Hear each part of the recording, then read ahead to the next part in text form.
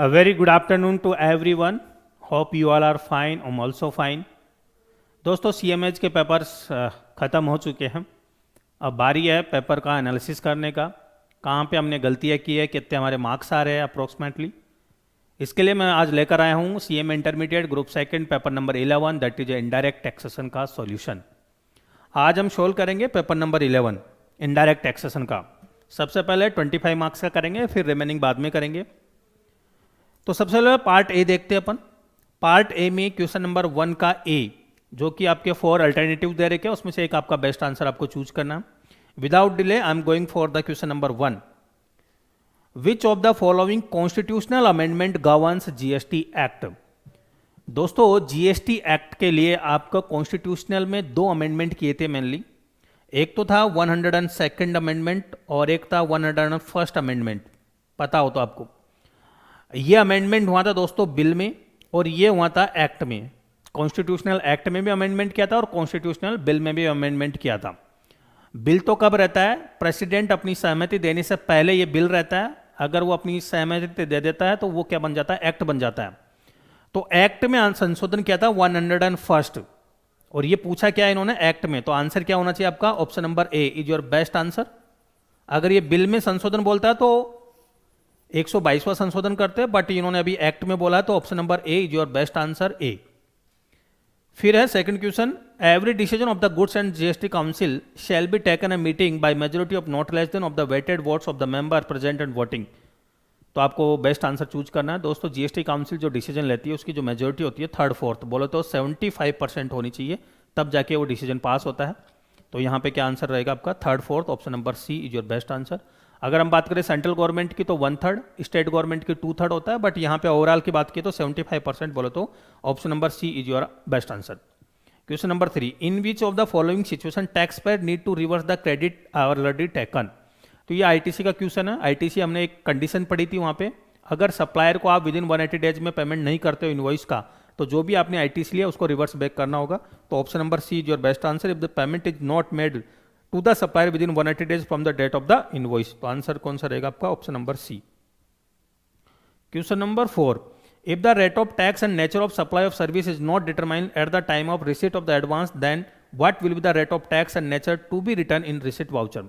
दोस्तों अगर आपको कोई एडवांस में कुछ पैसा मिलता है बायर से तो आप रिसीट वाउचर इशू करते हो, बट रिसीट वाउचर के टाइम पे अगर आपको रेट ऑफ जीएसटी पता नहीं है और नेचर भी पता नहीं है तो हम क्या लेते थे, 18% तो जीएसटी ले लेंगे और इंटर स्टेट उसको क्या मानेंगे, सप्लाई मानेंगे.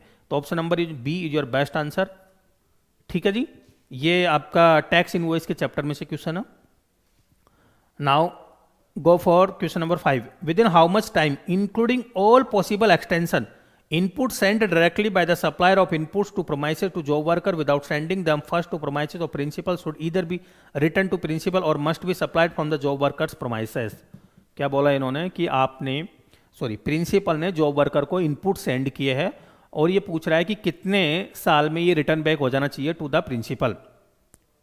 तो दोस्तों प्रोविजन है, एक तो इनपुट गुड्स और एक होता है कैपिटल गुड्स. इनपुट गुड्स के केस में 1 ईयर में वो रिटर्न हो जाना चाहिए और ये हो जाना चाहिए आपका 3 इयर्स में कैपिटल गुड्स. यहाँ पे जो केस दिया वो इनपुट्स का दिया है, इसका मतलब 1 साल के अंदर रिटर्न हो जाना चाहिए. 1 साल कब से मानेंगे, जब जॉब वर्कर ने इसको रिसीट किया हो. जब जॉब वर्कर को ये इनपुट्स मिले हुए वहाँ से 1 साल काउंट करते हैं और ये रिटर्न बैक हो जाना चाहिए प्रिंसिपल को. बट इन्होंने क्या लिखा, ऑल पॉसिबल एक्सटेंशन. अगर कमिश्नर समझे तो इनपुट्स के लिए 1 साल और बढ़ा सकता है और कैपिटल गुड्स के लिए 2 साल और एक्सटेंशन कर सकता है. तो यहाँ पे इनपुट के केस में कितना हो जाएगा टोटल, 1 ईयर तो ओरिजिनल और 1 ईयर एक्सटेंशन, तो टोटल कितना हो जाएगा 2 years from the receipt bye the job worker. तो देखो इसमें क्वेश्चन नंबर 5 का आंसर रहेगा आपका D, 2 years from the date of the receipt of the inputs by the job worker. ये नहीं रहेगा ऑप्शन नंबर ए. इसमें लैंग्वेज क्या है, inputs to the job worker by the supplier. Sending वाला नहीं लेंगे, जॉब वर्कर ने कब रिसीव किया उस इनपुट्स को वहां से अपन 1 ईयर काउंट करेंगे और 1 ईयर आपका एक्सटेंशन, तो टोटल हो गया 2 इयर्स. इसलिए इसका बेस्ट आंसर क्या रहेगा, ऑप्शन नंबर डी आपका आंसर होगा. ऑप्शन नंबर डी ये आपका बेस्ट आंसर होगा. ठीक है जी. Now go for matching the following. Column A, column B दे रखा है. कॉलम ए में आईजीएसटी दे रखा है कि integrated goods and service tax. Casual taxable person making taxable supplies, agriculture activity, transaction value, retention of accounts. Column B से match करना है। इसमें ए है compulsory registration collected by central government, 72 months exemption from GST when price is sole consideration. बहुत easy question है ये, मुझे नहीं लग रहा किसी ने कोई गलत किया होगा इसमें। तो देखो IGST integrated goods and service tax is collected by the central government, तो ये रहेगा आपका आंसर इसका। तो इसका मतलब इसमें हो जाएगा आपका बी, इसका हो जाएगा 1। फिर है casual taxable person making taxable supply. आपको पता है कैजुअल टैक्सेबल पर्सन को कंपलसरी रजिस्ट्रेशन लेना पड़ता है, तो इसका मतलब ऑप्शन नंबर ए, और इसका हो जाएगा आपका 2 हो जाएगा। एग्रीकल्चर एक्टिविटी टोटली एग्जम्प्ट होता है जीएसटी से, तो इसका हो जाएगा डी, बोले तो 3, और इसका हो जाएगा D. Transaction value when price is sole consideration, तो इसका ई हो जाएगा। When price is sole consideration बोले तो 4th इसका आंसर हो जाएगा। रिटेंशन ऑफ अकाउंट्स, अपन को बुक ऑफ अकाउंट्स जीएसटी में 6 साल बोले तो 72 मंथ्स आपको रिटेंशन करना होता है, इसका मतलब ऑप्शन नंबर सी, ये हो जाएगा आपका 5। तो होप ये तो सबके सही होगा। अब चलते हैं state whether the following statement are true और फॉल्स। आपको बताना है कि ये स्टेटमेंट ट्रू है और फॉल्स है। चलते हैं फर्स्ट पे, invoice shall be prepared in 3 copies in respect of taxable supply of goods. Obviously अगर आप किसी गुड्स की सप्लाई करते हो तो 3 कॉपी में आपको इनवॉइस बनानी होती है, ओरिजिनल, डुप्लीकेट और ट्रिप्लीकेट, राइट। तो ये आंसर सही है। सर्विस के केस में आपको 2 ही बनानी होती थी, ओरिजिनल और डुप्लीकेट, इसका मतलब answer is true. Mix supply is naturally bundled, that is goods or service are usually provided together in normal course of business where in composite supply the goods or service can be sold separately। इसने उल्टा बोल दिया, mix supply को आप separate cell कर सकते हो but composite को सेल नहीं कर सकते, इसका मतलब इसने उल्टा बोला, तो ये आंसर रॉन्ग है, तो इसका मतलब ये फॉल्स रहेगा, इसका आंसर होगा फॉल्स, बी का होगा false. Question number 3, 30th day of the succeeding month is the due date of GSTR1 for person registered under regular scheme with annual aggregate turnover up to rupees 1.5 crore.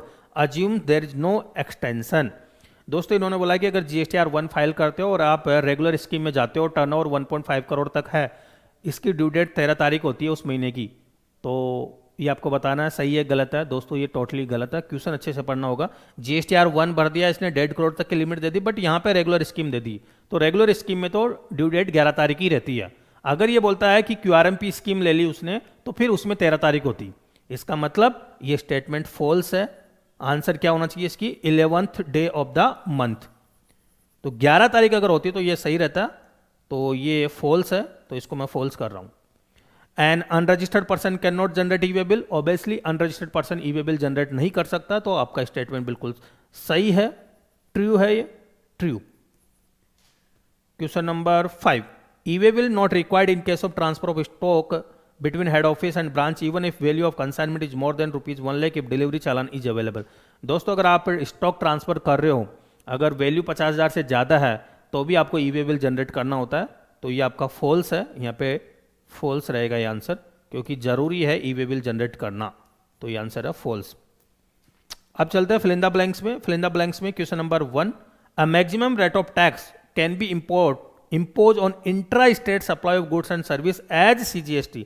तो इन्होंने CGST की maximum rate पूछी है, तो maximum rate कितनी है, 20%, क्योंकि IGST की मैक्सिमम रेट कितनी हो सकती है, 40%, तो CGST IGST की 20-20 हो जाएगी, तो आंसर क्या रहेगा, 20%। A return under GST in form is required to be filed by the non-resident taxable party। NRTP को GSTR5 रिटर्न फाइल करनी होती है, आपने पढ़ा ही होगा, तो आंसर क्या रहेगा, GSTR5। Deposit towards penalty is credited into electronics laser of taxable person. दोस्तों ये बोल रहा है डिपॉजिट टुवार्ड्स पेनल्टी, अगर पेनल्टी के लिए आप कोई डिपॉजिट करवा रहे हो तो ओबियसली 2-3 लेजर होते हैं मेनली जीएसटी में, electronic credit ledger, electronic cash ledger और electronic liability ledger. Electronic credit ledger में ओनली आईटी से रिलेटेड आता है काम, और उसको यूज भी आप केवल जीएसटी पे करने के लिए कर सकते हो, बट बाकी सारे अमाउंट से रिलेटेड जितने भी ट्रांजैक्शन है वो कहां पे जाते हैं, इलेक्ट्रॉनिक कैश लेजर में। तो इसका आंसर क्या रहेगा, इलेक्ट्रॉनिक कैश लेजर। आंसर क्या रहेगा इसका, electronic cash ledger. Next question है, in HSN N stand for, HSN code का मतलब हार्मोनाइज सिस्टम ऑफ नोमेनक्लेचर, तो आंसर क्या रहेगा आपका system. Question number 5, gift exceeding rupees in value in a financial year by an employer to employ shall constitute supply of goods और service और both. तो दोस्तों अगर एम्प्लॉयर अपने एम्प्लॉय को 50,000 से ज़्यादा की कोई वैल्यू का गिफ्ट देता है तो वो क्या रहेगी, सप्लाई माना जाएगा, उस पर टैक्स लगेगा, तो ₹50,000 विल बी योर आंसर। ठीक है, अब चलते हैं कस्टम के केस में।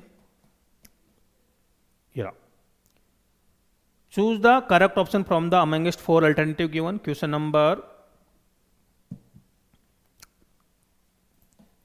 1, what is the duty drawback rate under section 74 of the Custom Act 1962 in case of re-export of imported goods after using of 14 month imported for business use?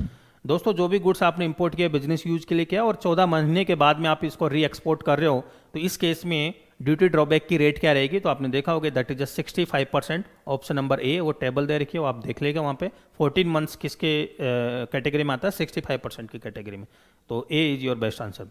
Question number 2, what is the maximum permissible amount of freight under custom law in case of import by vessel? ये जो question number second आपका custom में, ये थोड़ा सा confusion वाला है, but मैं इस पर क्लैरिफाई कर देता हूं आपको दोस्तों। पहली बात तो फ्रेट है, फ्रेट भी कौन सा, वेसल, बोले तो सी फ्रेट, राइट? यही हुआ सी फ्रेट, एयर फ्रेट तो हुआ नहीं, इसका मतलब सी फ्रेट से रिलेटेड ये यहां पे प्रोविजंस पूछ रहा है।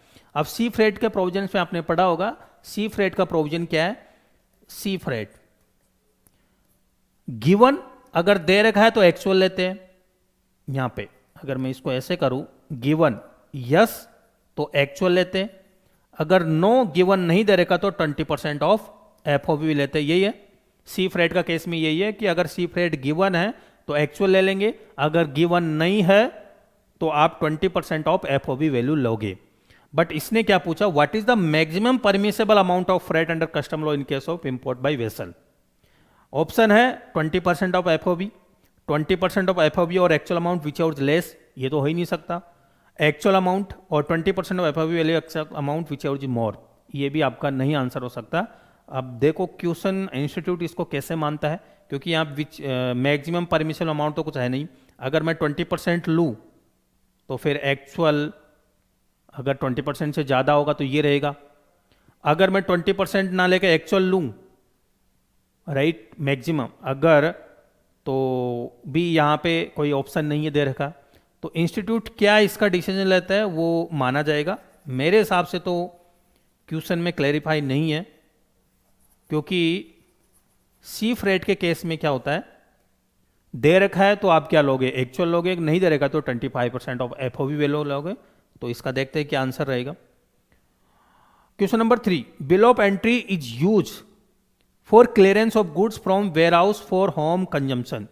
ये बोल रहा है कि वेयर हाउस से अगर आप घर लाना चाहते हो आपके गुड्स को, तो आपको कौन सी बिल ऑफ एंट्री फाइल करनी होगी, वो पूछा है। दोस्तों एक होती है येलो बिल ऑफ एंट्री, ये तो क्या होता है, वेयर हाउस में डिपॉजिट करवाने के लिए आपको सबमिट करनी होती है for where housing, right.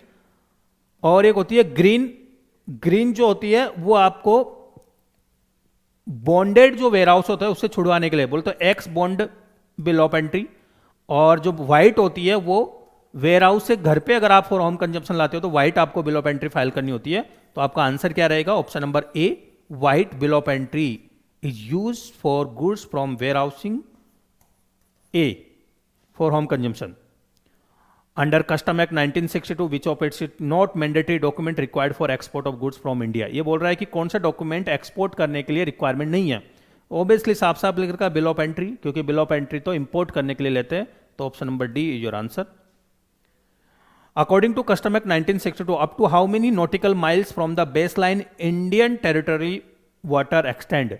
Indian territory water पूछा इन्होंने, एक तो था इंडियन टेरिटरी वाटर, एक होता है आपका कॉन्टिनेंटल सेल्फ, और एक होता है special economic zone, right, special economic zone. तो इन्होंने क्या पूछा, टेरिटोरियल वाटर। तो टेरिटोरियल वाटर होता है 1200 नॉटिकल माइल्स, ये होता है आपका 24 नॉटिकल माइल्स, और ये होता है 200 नॉटिकल माइल्स। तो आपसे आंसर क्या रहेगा, 1200 नॉटिकल माइल्स, बोलते हो option number B is your best answer. ठीक है गाइस, तो ये अपने आज किया 25 मार्क्स का ये पेपर सोल्व किया। अगर अभी भी आपको कोई डाउट्स है तो प्लीज़ कमेंट बॉक्स में डालिएगा। मेरे हिसाब से तो कोई डाउट्स नहीं होना चाहिए, फिर भी अगर आपको कुछ क्वेश्चंस है, कुछ पूछ रहे हैं, तो आप कांटेक्ट कर सकते हैं और कमेंट बॉक्स में आपके कमेंट डाल सकते हैं। Okay guys, so thank you so much.